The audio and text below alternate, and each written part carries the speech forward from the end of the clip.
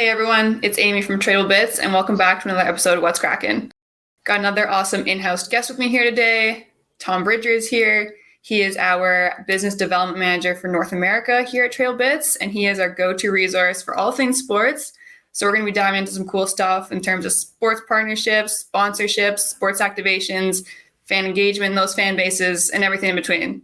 So, Tom, I'm going to let you kick us off and just tell us a bit about yourself, a bit about your background, kind of how you got into sports, how you got into the world of fan engagement, and then some of the work that you do to kind of help our partners engage those sports fan bases. Always wanted to work in sports, played sports all my life growing up, got to play at university, and then, wanted to get back into sports. So I was lucky enough to go to the University of Oregon Sports Business MBA program, where kind of everything is kind of sports based. So I was fortunate enough to go there, and then came on with Tradable Bits about 2 years ago. As you mentioned, I'm our sports business development manager for North America, and then also kind of handle a lot of partner ideation and activation help because I do have a previous history in partnerships. So super happy to be here and chat all things sports partnerships. Awesome. I'm excited. Let's get into it. So what's cracking for you this week, Tom? Yeah, this week we're talking sports partnerships, fan engagement, and kind of how that space has changed as a result of COVID and what that might look like going forward. Awesome. All right, let's get into it. Yeah, so as you mentioned, sports has evolved a lot over the pandemic. Sports was really kind of a front runner, leading the pack in terms of innovating and getting really creative to keep that fan engagement going, right? Things that used to be live shifted digital, and they were really kind of leading the pack there. So we saw a lot of kind of activations and sports partnerships there. And what was the value for partners and sponsorships to get involved during this when everything went digital? Yeah, I think, so many sponsors rely on, more of an antiquated model where, hey, we're just looking to get some visibility, some impressions, whether that's kind of static signage, things like that, and maybe incorporated some, face-to-face activations. But yeah, what we saw with COVID is everything kind of moved to digital. A lot of those classic in-person activations were then pushed to digital. I know, Tradable Bits really jumped on that wagon as well and was making sure that, hey, anything that you used to activate in arena, you can now do digitally. So I think the benefit there for partners was, one, we see a lot more openness now from sports partners to be more open to these digital activations, which come with a lot of benefits, including, you can be a lot more concentrated with your reach, looking out for certain audiences. You can collect data, which is huge. That's becoming a lot more prevalent in the partnership space, as these partnerships being a lot more data driven, because as we've seen, kind of data is the new oil. So if you're going to be activating digitally, there should always be some sort of data collection component so that, down the line, you can more effectively market to those fans, or more effectively as the sports property, value these partnerships even further because of the data you're able to provide for your corporate partners. Right. Every time you kind of get out there and have these touch points with your fans, you should be learning something about them, right? So that to build that into the future, right? Yeah, and it's going to help those corporate partners provide a better offering for those customers down line. The more data that they can collect about preferences and likes and dislikes, that's going to help them create a product that's more customer centric, and that's just another value prop for partnering with these sports properties.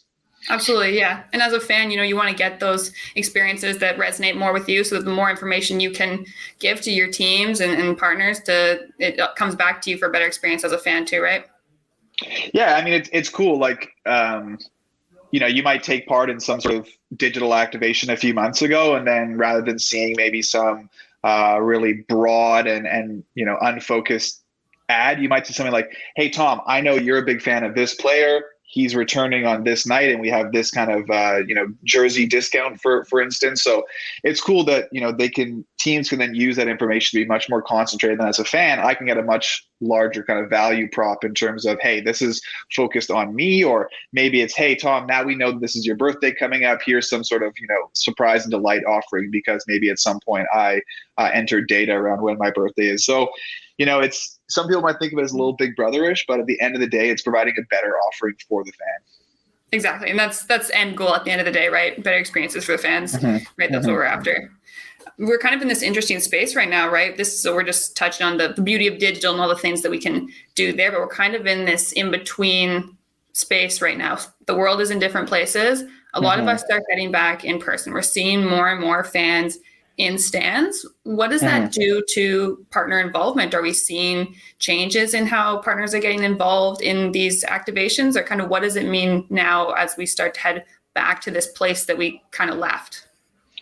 Yeah, I think one of the main things that we're seeing is now that partners are a lot more open to these kind of digital activations, and now that we are getting fans back in the stands, I think it's about, balancing, hey, how can we do some in-venue activations that are valuable, potentially have some data-driven activity behind them. And then the other thing that partners are considering a lot more now is how can we kind of activate virtually? How can we activate around that fan who's sitting at home and doesn't get the opportunity or isn't comfortable going to the stadium? And we're seeing a lot of innovative brands think about, VR, AR, providing certain content or marketing opportunities that aren't usually available to fans. Like, for instance, I know on the PGA, there's some partners who are allowing, a fan at home to watch like a really, dramatically slowed down breakdown of players' swings and commentary, which is unique to that personal fan's experience in that virtual experience. So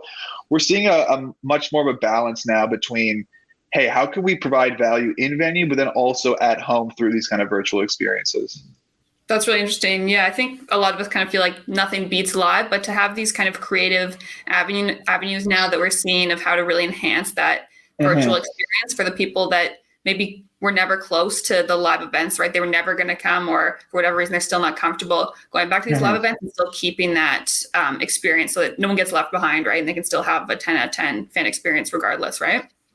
Yeah, absolutely. And, outside of kind of the virtual, whether it's VR, things like that, we're also seeing, and this has been a trend probably for the last 3 or 4 years now, is a lot more like second screen experience. So how can I watch from home, but have this community feel where I can still interact with other fans? I can get to know people on the internet that I might never meet in person. I can still interact with sponsors and do things like 50-50 draws all from home. So yeah, it's really cool to see that, with digital innovations, we're able to really push that in-arena experience to the fans sitting at home who might be watching the game on their TV, enjoying a second screen experience on their laptop or phone, and then also maybe, scrolling Twitter to get the most up-to-date thoughts from their favorite analysts and commentators. Absolutely. Yeah, it's all about like the different ways you can get involved and at the same place, right? And just connecting everybody from these different points, right? Yeah, I mean, that's why so many people are drawn to sports, is that, hey, I get to be a part of a community. We see that so much of the soccer world, both domestically and internationally, where they're part of these factions where, that becomes a major part of their lives. And that's something that, we sports teams should and can leverage in order with these second screen experiences. And that's another space where partners need to be interacting because it's much more community driven. It's much more intimate. And again, that's where you can get much more personalized with those, sponsored messaging, things like that, to create a much more valuable experience for the individual fan rather than trying to service, a much larger cohort of fans. Right. Yeah, the global fan base, I think we really saw. I mean, it was always there, right? You think massive teams like LeBron's famous all over the world, right? But I think the pandemic also kind of showed that of how localized areas aren't your entire fan base, and just like how much that spreads, and that virtual allows the opportunity for everyone to like get involved and everyone to be a fan and not be limited by regions, right? Yeah, exactly. I mean, I know I'm fans of teams that are nowhere near my hometown, and it really just gives the ability to extend that reach so much more, and not just in a, hey, I'm following along on Twitter or Facebook, but really feel part of a connected community. And again, this is where data can come into, because if we're collecting data through these mechanisms, again, that's another personalized touch point I can then have as a team to make Amy, make Tom feel much more connected to my brand. And again, that creates so many opportunities to make this a global, international team following, rather than something much more secular in a particular city. Absolutely. Yeah, especially like what you said about the community and the fan bases, right? People make these friends, and it's a big part of life just beyond game day, right? Absolutely. Mhm. So just switching gears a little bit and talk about kind of what if I'm a team, if I'm a league, what do I want to look for in a good sports partner sponsorship? Like what makes a strong partnership there? Some key things to kind of look for that make for a really seamless, aligned partnership. Mhm. Yeah, I think the main thing is, making sure if I'm a corporate partner that the team I'm partnering with has similar value. So, I think that's another trend we're seeing in the last few years is a lot more kind of purpose-driven sponsorships rather than, hey, they're the LA Lakers. We're big in the LA market. We should be partnering with them. It's a lot more focused now in terms of what partners you want to bring on. For instance, I used to work in the WNBA, and a lot of those partnerships would focus on LGBTQ plus communities because that is a large part of the fans that are watching. And again, that's a way that we can get much more purpose driven and not just look for necessarily the most amount of dollars. I don't need to necessarily sign the biggest brands in order to get the most sponsorship dollars. It's now becoming more important to have a really endemic partnership and one that is based on more than just the kind of bottom line and more so on how does this connect with our fans, because that's going to be much more beneficial for that ultimate partner and then for your brand, that you can kind of perpetuate this similar brand image across your partners rather than have kind of a possible misalignment where, maybe you're a brand that preaches green and preaches inclusivity and things like that, but then maybe you're partnering with like a big oil and gas company. There's just kind of a disconnect there. So that's where I think we're seeing a lot more of is more of a purpose-driven and brand-driven connection rather than ultimately focusing on the bottom line of who can give us the most partnership dollars. Absolutely. Because fans care, like people will put in and look and they'll keep you accountable, right? And if your fans can't trust you, that hurts you in the long run. And it's important to kind of have those things that, like you said, connect back to the values at the end of the day. That's number one. Exactly. And I think now we see more than ever that individual athletes are speaking out more about issues they care about. And that's incredibly important from a team aspect as well. If you have a player who's very outspoken about a certain issue, you're shooting yourself in the foot if you're going to be partnering with a brand that maybe sees things differently or isn't as inclusive or isn't as open-minded. So again, these are all things now that partnership teams need to think about and what brands need to think about in order to connect with those sports properties. Okay, so we've been talking about, what makes for a good partnership and the values and all the things that align to make for a quality partnership. Have you seen anything recently that really stuck out to you, or some things that are trending in the sports industry that you've seen, on the engagement side, activation side, or from partnerships that you've seen that, you thought was a really strong partnership? Yeah, I think, going back to our conversation about, purpose-driven partnerships, we saw a cool example with one of our AFL partners, the Richmond Tigers. So they partnered with the World Wildlife Fund to kind of adopt a tiger that was in trouble. So that's a really good way, again, of, hey, how do we kind of play on, both our own team name, but, what our fans are passionate about. And then again, this probably isn't like the highest dollar amount they could have gotten from a partnership, but it's going to be a lot more valuable and create a lot more brand affinity through these authentic and purpose-driven partnership efforts. So that's one that really sticks out to me. Another one, I know MasterCard recently signed a big partnership deal with the National Women's Soccer League, which is a really growing league and a really marketable league.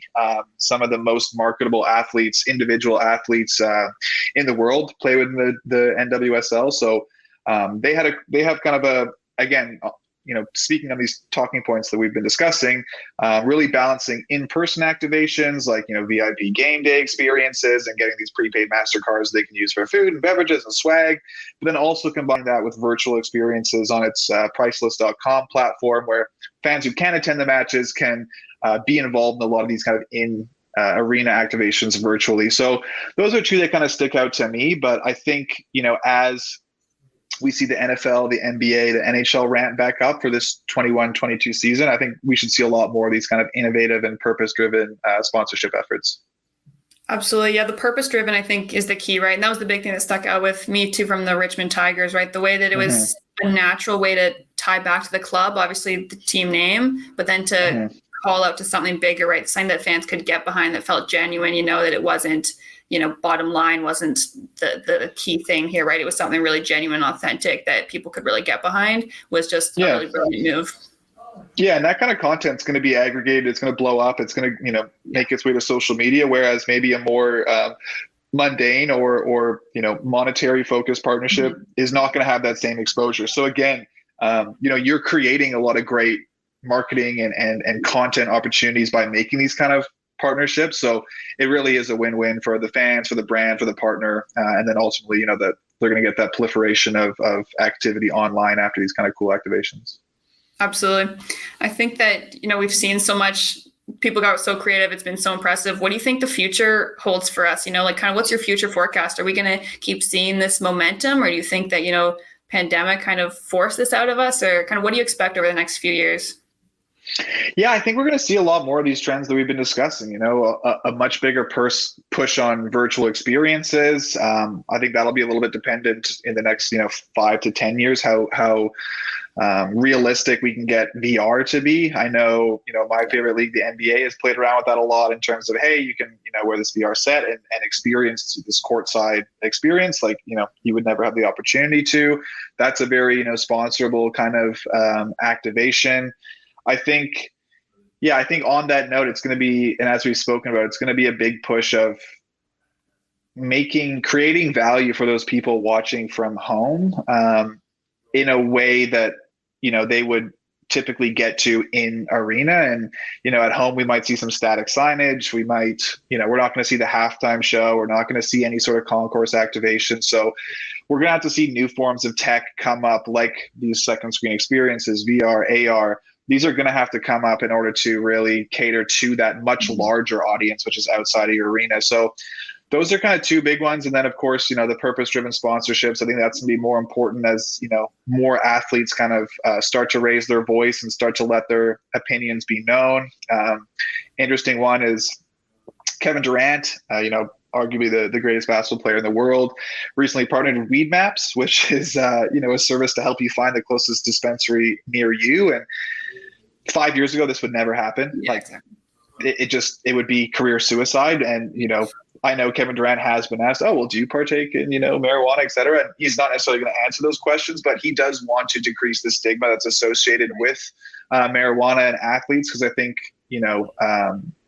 deep down, this is a much better alternative than, pumping players full of prescription drugs and things like that. So I think that's an interesting space too, that is going to get a lot more acceptance. I mean, obviously in Canada here, it's federally legal. I think we're getting closer to that in the States as well. So that's a segment I'm really interested to see how that becomes monetized and how players interact with that, as well as, the online gambling and sports betting market, where we're starting to see more and more states get involved. And, what does that look like in 5 to 10 years? Are there going to be individual current athletes who are kind of partnering with these brands and creating new offerings on there? So those are a few industries that I'm interested to see how they'll kind of proliferate in the near future, and how teams and athletes alike will start to partner and activate with these new industries. Absolutely. I think you mentioned some awesome ones there, like especially the purpose driven. I think the bar has been raised recently, right? And we've seen athletes come out and we've seen, hey, like this is the caliber and this is the quality and the authentic relationships that you have to have now. And I think that, the rest of the, everybody needs to kind of come up to that bar to really have the kind of support from their fans. And like you mentioned with Kevin Durant and like the Weed Maps, that's the one I'm really interested in as well, because we kind of saw what happened with Sha'Carri Richardson and kind of what this space means for athletes, and if that can become removing the stigma, as you said, and become more mainstream. I'm really curious about that in the next few years as well. Yeah, because even 5-10 years ago, the Sha'Carri issue, that would have been so much finger pointing. Oh, how can you do this? Blah blah. Whereas now it was much more of a sympathetic message. And hey, she went through some trauma in her life, and this is a much more effective way to kind of deal with those stressors. And if these top athletes in the world are using marijuana, clearly there is something to it, and this stigma that's existed for so long maybe isn't as accurate as many people would like. So yeah, it's a really interesting space. There's obviously a ton of money in that space, and obviously there's a lot of limitations in terms of those companies being able to partner with sports properties. But there was a time when alcohol partners couldn't actively sponsor with these teams. Right. So everything kind of has a way of changing. And I think this is a big one that's going to be changing in the next 5-10 years as that stigma kind of is taken away from this activity of someone's a pothead or things like that. Like, no, these are world-class athletes. So yeah, I'm really interested to see how that space progresses. Yeah, we'll keep our eye on it, see what happens. Mm-hmm, mm-hmm. All right, Tom, that's all the questions I have for you. If there's anything else you want to add on any of the subjects that we covered already, the floor is yours. Love to hear it. But otherwise, that's all I got for you. And thank you so much for joining me today. Yeah, thank you. I don't think I have too much to add. It's a bit of a lull in sports right now as we kind of get into late summer. We got some baseball on, and obviously the Olympics just finished, and the Paralympic Games are on right now. But I'm really looking forward to the next upcoming NBA season. That's my kind of sport of choice. So looking forward to that. Looking forward to teams kind of getting back in a normal rhythm, whereas the last almost 2+ years have been either like a shortened season and then a very shortened off season. And so we've seen a lot of injuries on teams, and that's been unfortunate. So I'm looking forward to, getting back into the natural swing of these seasons, hopefully less injuries, and then obviously curious to see how these corporate partners, reflect on this past 2 years and what their kind of response is in order to captivate and engage fans in new and innovative ways. Absolutely. I'm just excited for the athletes to play in front of fans again. Yeah. Get the Raptors back in Toronto. Get them back, yeah. Maybe, I'll have to go to a game pretty soon. I want to get back in the stands too. Exactly. Me too. Awesome. Thank you, Tom. All right, thanks for tuning in, everyone. This was another edition of What's Cracking. Have yourselves a great week.